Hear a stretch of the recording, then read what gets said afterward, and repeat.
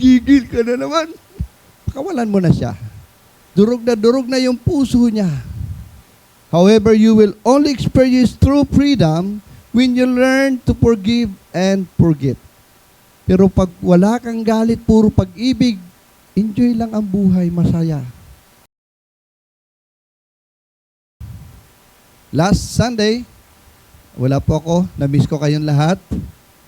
Dahil ako ay speaker sa ating first anniversary ng ating daughter church sa Montalban, San Bartolome Christian Fellowship, Montalban. At nakakatuwa ang ginawa ni Lord sa ating gawain doon. I think mga 100 or more people attended the celebration. At ang dami nilang pagkain, bongga, no? May pa-sharon pa sila sa mga dumalo. Okay? So, napakaganda po. Nakita natin na yung gawain natin doon sa ating daughter church sa Montalban ay talagang lumalago. At hindi ko akalain na sa first year anniversary nila ay napakadami na nila agad. Naalala ko nung tayo rito sa church, nag-first anniversary, parang iilan pa lang naman kami noon, nila Kuya Nelson. No? Pero sila, bilis nila dumami. So patuloy natin ipag-pray yung gawain natin doon sa Montalban. Okay? Tayo po ay manalangin. Panginoon, salamat muli sa umagang ito na binigyan nyo kami ng pagkakataon, ginising nyo kami, binigyan ng panibagong lakas upang sambahin ka, papurihan ka, at pagbulay-bulayan ang iyong salita. Dalahin ko, Panginoon, na pangunahan nyo ako. As I speak your word, nawa magkaroon ng karunungan, maihayag yung katotohanan, at dalahin ko rin yung mga kapatiran ko nandito at maging yung mga nandyan nanonood through online. Nawa, Lord, na maging pagpapala sa kanila ang mensaheng ito. At ganoon din, maging hamon din sa lahat. We ask this in Jesus' name. Amen. Ngayong umaga ay pangatlong sermon na natin sa ating theme, The Power of Forgiveness. Tanong ko sa inyo mga kapatid, sino dito sa inyo ang nakaranas na magpalaya? Iisa lang yata ang nakaranas na magpalaya. At sino naman dito sa inyo ang pinalaya na? Hindi pinalayas ha, pinalaya na. No? Hindi ba masarap ang pakiramdam na wala ka ng kinikimkim na galit sa puso mo? Di ba? Ngayong araw na ito, talagang ang tao ay nasa Luneta, nasa EDSA, no? Mamaya, si pastor pupunta rin doon. Nakikiisa. No? Makita natin ngayon, yung ating mga kababayan ay talaga matindi yung galit nila sa nangyayari sa atin sa gobyerno. Sobra na, tama na. No? Kawawa tayo. Hirap na hirap ang mga mamamayan, samantalang yung iilan bibili ng payong dahil mayroong coaching kasama. Di ba? So, makita natin yung galit ng tao dahil sa nangyayari. Sana yung galit ng tao ay hindi humantong sa karahasan. Kung hindi, ilabas lang yung galit upang marinig ng mga nasa taong gobyerno, yung mga taong ganid, yung mga taong sakim. At sana, kausapin sila ni Lord, wag naman sila kunin ni Lord. Dahil mananagot pa sila sa bayan. Okay? So tayo po ay nakikiisa po. Hindi tayo makikiisa sa karahasan, kung hindi makiisa tayo para marinig ang busis at ang maramdaman nila na hindi na tama yung ginagawa.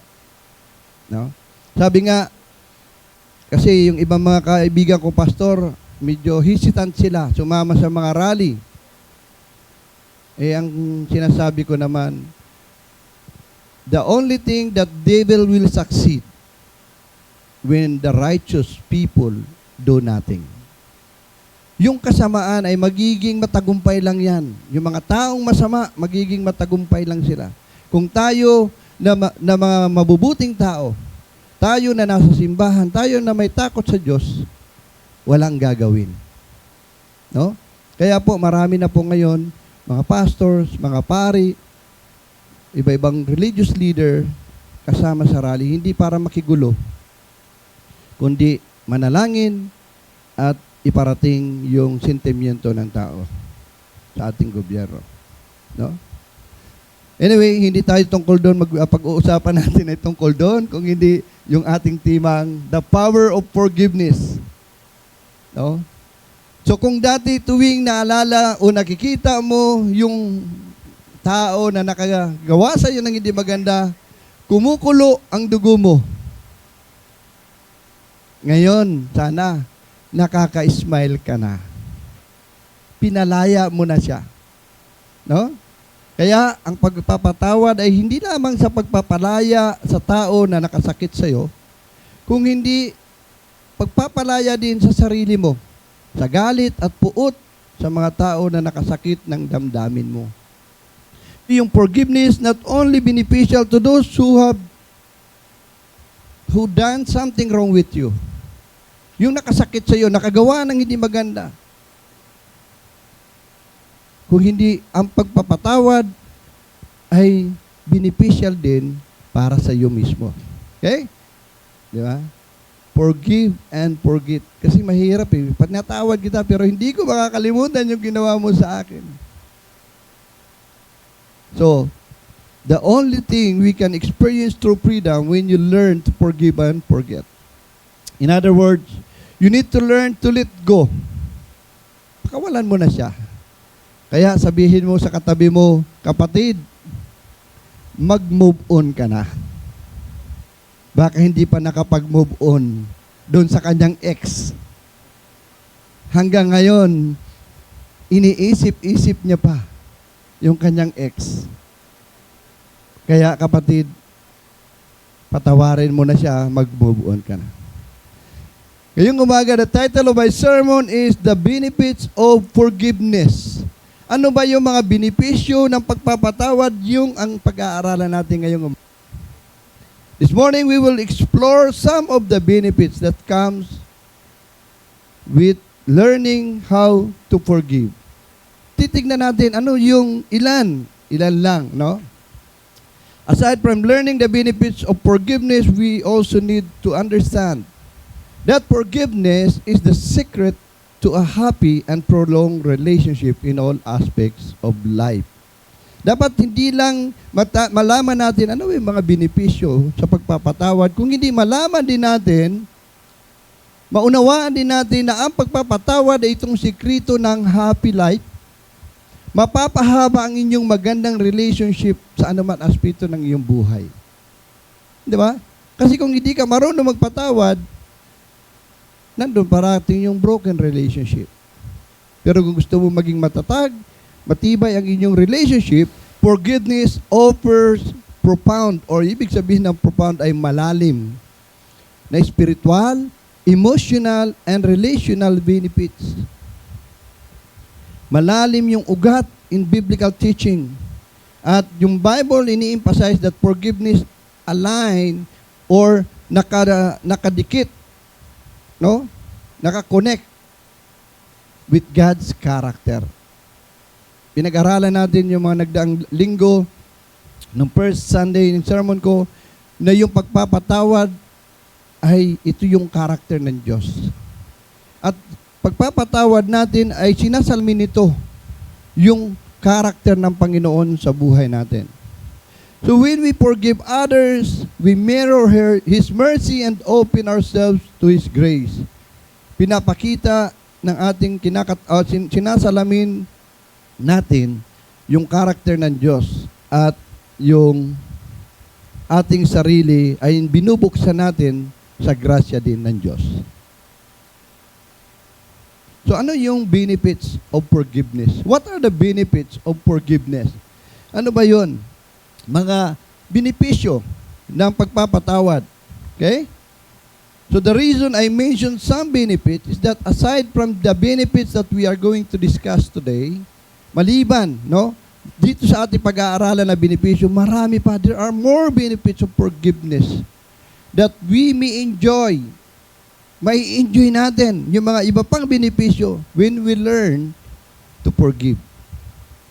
So what are the benefits of forgiveness? Number one, we receive divine mercy and cleansing. Yung pagpapatawad ay tinanggap natin yung awa o mercy ng Panginoon at yung paglilinis sa atin. Ano sinasabi sa Luke chapter 6, verse 37?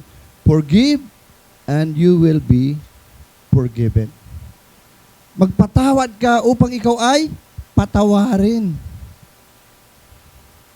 1 John chapter 1 verse 9, if we confess our sins, He is faithful, maasahan, and just, and will forgive us our sins and purify us from all unrighteousness. Hindi lang tayo patatawarin, lilinisin niya pa.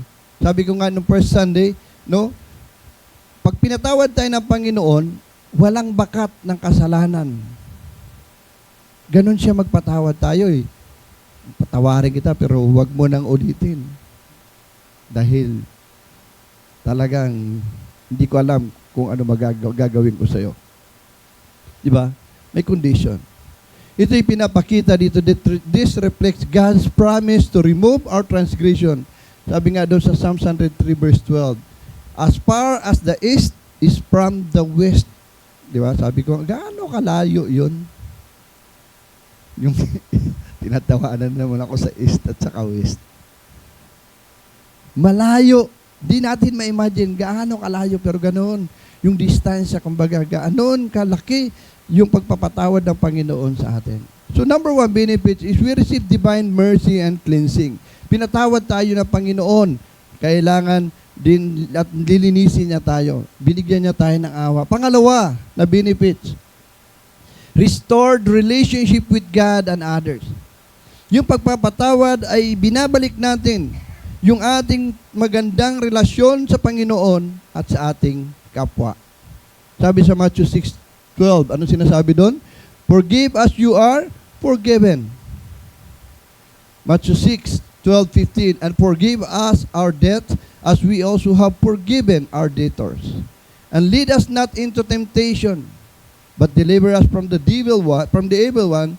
For if you forgive other people when they sin against you, your heavenly Father will also forgive you. But if you do not forgive others their sins, your Father will not forgive your sins. No? So yung pagpapatawad natin ay binabalik yung ating magandang ugnayan sa Panginoon at sa ating kapwa. Unforgiveness creates barrier to spiritual growth and prayer. Yung hindi pagpapatawad ay nagkakaroon ka lang ng hadlang sa pagitan, no? Ng iyong paglago bilang spiritual at ang iyong pananalangin. Tinuro ng Panginoong Hesus yung unresolved anger hinders authentic prayer. Sabi sa Matthew 6:15, if you do not forgive others, neither will your Father forgive your trespasses. Kung hindi tayo makakapagpatawad sa ating kapwa, paano tayo patatawarin ng ating Ama sa langit? Unforgiveness breeds resentment. Ibig sabihin, ito'y pinamumugaran ng galit, yung hindi pagpapatawad. But forgiveness liberates, like Joseph forgiving his brother. No? Nagpapalaya. Yung pagpapatawad ay pagbibigay ng pagpapalaya o kalayaan. While yung hindi pagpapatawad ay nagiging breeding ng galit o resentment, sama ng loob. Forgiveness fosters reconciliation. Pinopromote nito yung pagre-reconcile, pagkabati-bati. Yung pagpapatawad. Forgiving others imitate Christ's love. Yung pagpapatawad ay ginagaya natin dito yung pag-ibig ng Diyos sa atin. Diba? Ang bilis ni Pastor. Nasa point 3 na tayo. Number 3, benefits of forgiveness. Aside from receiving divine mercy and cleansing, restored relationship with God and others. Number 3 is freedom from bitterness and offers emotional healing. Yung pagpapatawad ay pagbibigay ng kalayaan sa, ano ba yung bitterness? Puot. Galit. At ang ino-offer nito yung emotional healing. Yung yung pagpapagaling ng ating emotion, no? Magiging maginhawa ang iyong pakiramdam pag ikaw ay nagpapatawad. Unlike kung hindi ka nagpapatawad, walang kalayaan, yung galit, yung puot sa puso mo. Holding grudges enslave us to negativity while forgiveness liberate us. And let bitterness and wrath be put away from you. Sabi sa Ephesians chapter 4, verse 13. Kinuha ko yung Tagalog version. Alisin na ninyo ang lahat ng sama ng loob, puot at galit. Huwag na kayong mambubulyaw, manlalait, at mananakit ng damdamin ng kapwa. Tinatawanan ako na yung people, manlalait daw. Joke-joke lang naman si pastor pag nanlait. No? Alisin na ninyo ang lahat ng sama ng loob. Wow. Baka may kinikim-kim ka pa dyan ng sama ng loob. Puot at galit. Huwag na kayong mambubulyaw, manlalait at mananakit ng damdamin ng kapwa. Minsan naman nakakasakit tayo ng damdamin ng ating kapwa. No, that's reality. Pero parating pinapaalala sa atin ng Panginoon, huwag nating ugaliin. No? Na talagang sinasadya natin parating makasakit ng damdamin. Minsan pag nag-chat ka lang, di ba? Iba yung sinasabi mo sa chat, pero iba yung nasa puso mo. Ngayon, yung nakatanggap ng chat mo, iba yung interpretasyon niya doon. Kaya galit na sa'yo. Kaya minsan mahirap sa chat lang no? Pag kayo ay makikipagbati, makikipag-reconcile kayo, huwag niyong dadaanin sa Facebook, huwag niyong dadaanin sa social media, huwag niyong dadaanin sa cellphone. Puntahan niyo personal. No? Kausapin niyo. Meron akong kaibigan, hindi sila magkasundo ng kanyang pastor. Diba? Tuwing nakikita kami, umiiyak siya sa akin. Durog na yung puso niya. Pero, sabi ko sa kanya, kung hindi ka na talaga nag-grow dyan, maraming pupuntahan na simbahan.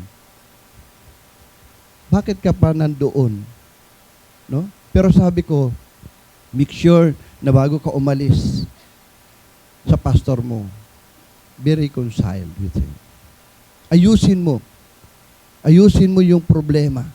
Makinig man siya sa hindi, ginawa mo yung part mo. Huwag mong hayaan na parati na lang sinasaktan ka sa damdamin mo. No? So, freedom from bitterness and offers emotional healing. Number 4, physical and mental health benefits. Wow! Hindi lang pala spiritually. Meron tayong benefits sa pagpapatawad, but also physical and mental health benefits. Although hindi ito explicitly biblical, no? Kung titignan natin modern studies sa mga research, yung physical and mental health benefits, makikita natin result from forgiving others. Forgiveness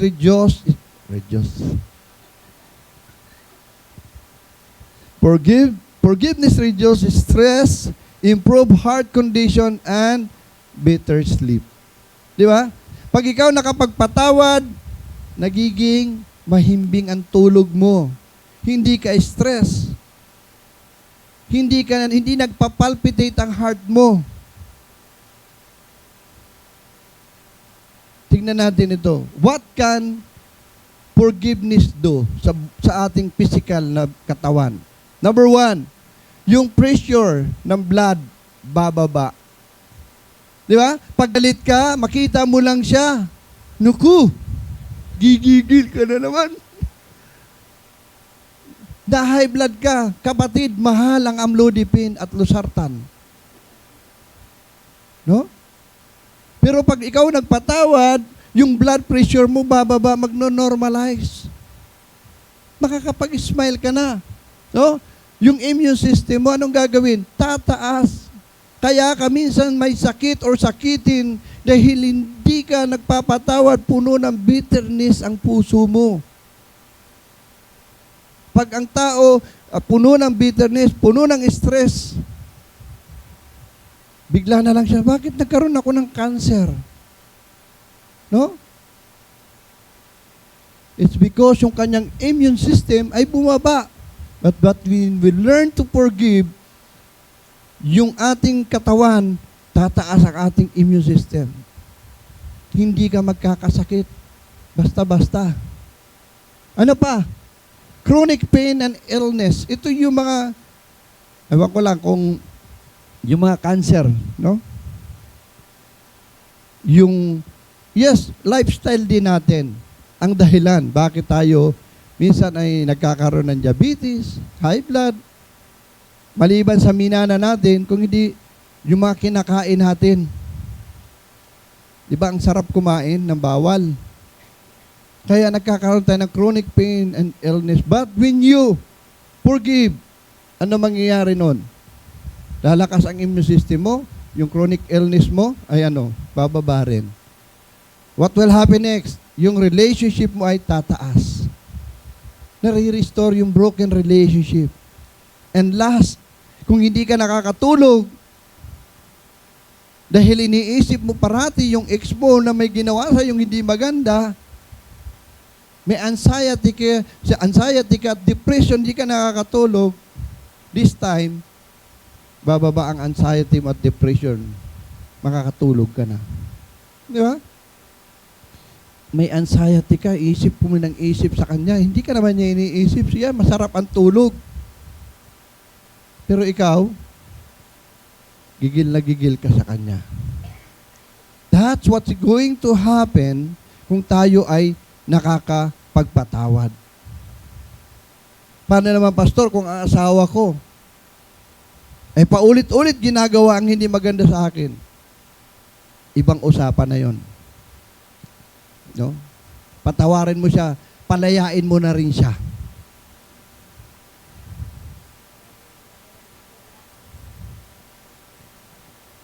Mga kapatid, ano yung sekreto? No?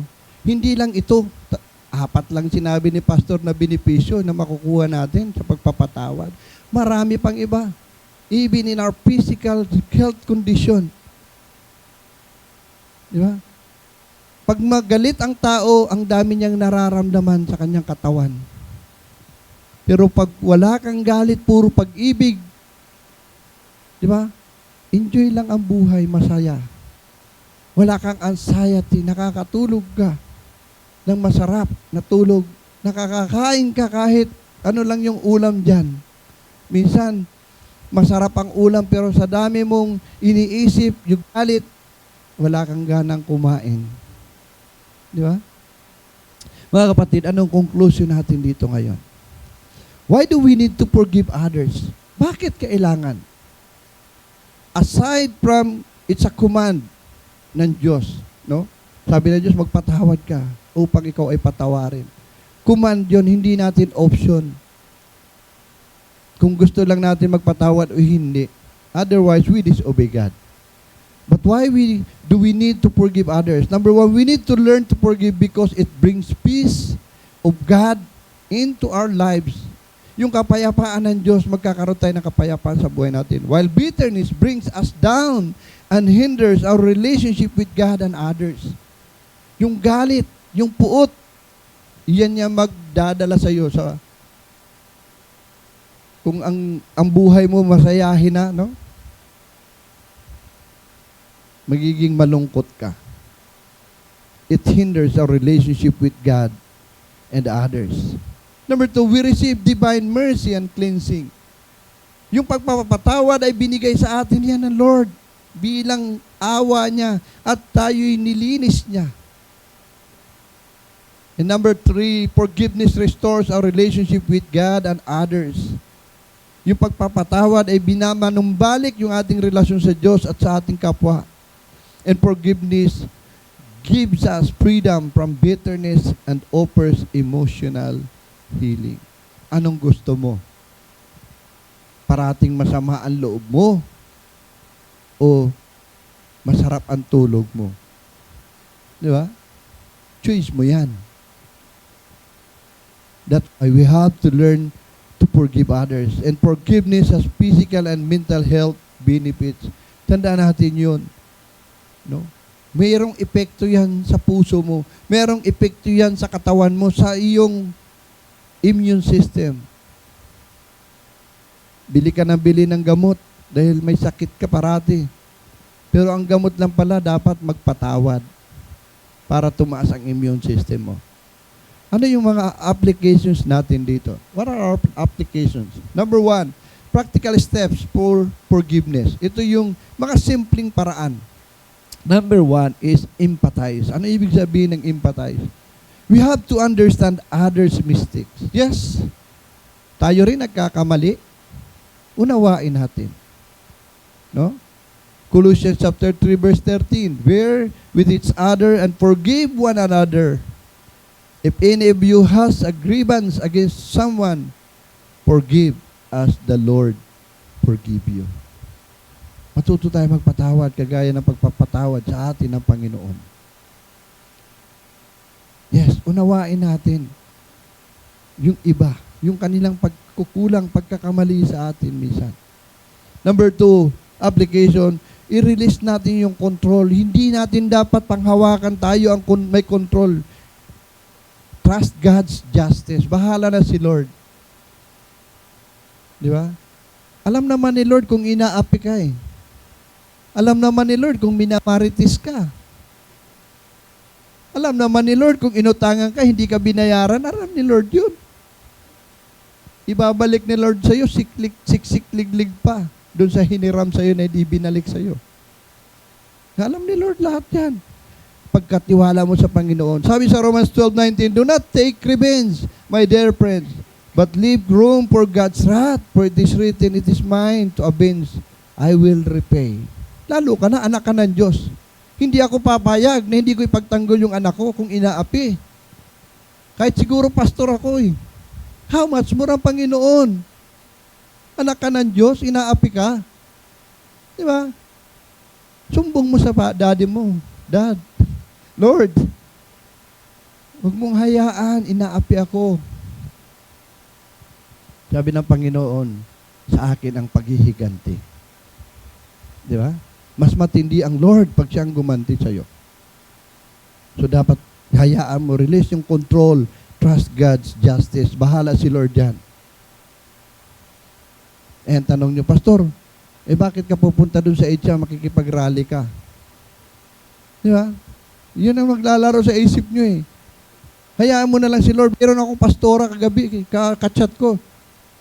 Sabi niya, ano mangyayari kung ayaw ko sumama? Wala naman po, hindi naman po pilitan. Sana magkaisa tayo sa advokasya, hindi lang sa grasya. No? Sabi ko sa kanya, hindi, wala pilitan yan. Pero, the only thing that the devil will succeed is when the righteous will do nothing. Hindi tayo makikipag-away sa kanila. No? Ipagpipray din natin sila. That's why, next is pray. Ask God for grace to forgive as Christ forgive. Patawarin ba natin yung mga kurakot? Ha? Patatawarin ba natin sila? Bilyon-bilyon, trilyon yung ninakaw nila sa kaban ng bayan? Choice nila yon, ginawa nila yon, alam nila yon. Yung consequences, babayaran nila, pagbabayaran nila yon. No? Hindi natin ilalagay yung batas ng batas sa ating kamay. Hindi natin sila papatayin. Kasi kasalanan yon. Pero, whatever they sow, they will reap. Ano yung tinanim mo, aanihin mo. Di ba? Kaya ngayon, sila nagkakagulo, sila nagtuturuan. So, ang magagawa natin ay ipanalangin natin sila. No?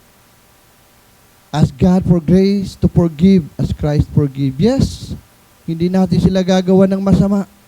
Pero dahil yung kanilang ginawa, dapat pagbayaran nila. Okay? Mark chapter 11 verse 25, and when you stand praying, if you hold anything against anyone, forgive them, so that your Father in heaven may forgive your sins. Kailangan natin matuto magpatawad. No?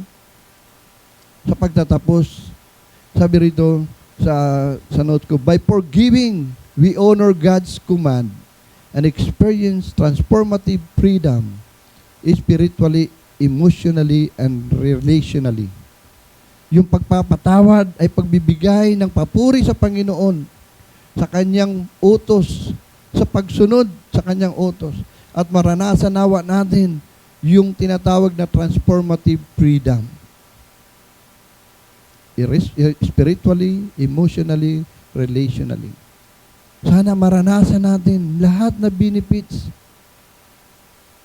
sa pagpapatawad. Mawala yung puot, mawala yung galit. Dahil, kapatid, ikaw rin lang ang nagsasuffer. Ikaw rin lang ang nahihirapan. Ikaw rin lang ang nagkakaroon ng anxiety and depression and high blood. Baari yung taong na nakagalit sa iyo, nakasamaan mo ng loob, galit na galit sa iyo, nakamove on na. Ikaw hindi pa.